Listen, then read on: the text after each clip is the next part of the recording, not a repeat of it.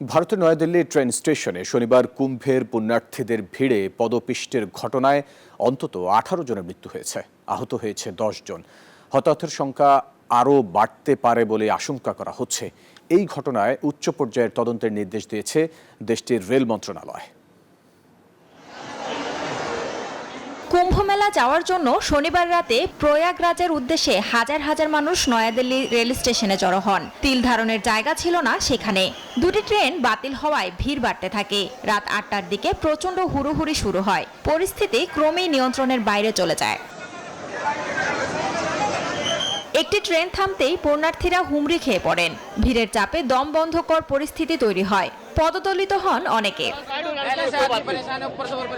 নিরাপত্তা বাহিনীর বিপুল সংখ্যক সদস্য মিলেও ভিড় নিয়ন্ত্রণ করতে পারেনি। পরিস্থিতি সামাল দিতে বিশেষ ট্রেন সহ অতিরিক্ত যানবাহনের ব্যবস্থা করা হয়। এই ঘটনায় শোক প্রকাশ করেছেন প্রধানমন্ত্রী নরেন্দ্র মোদী।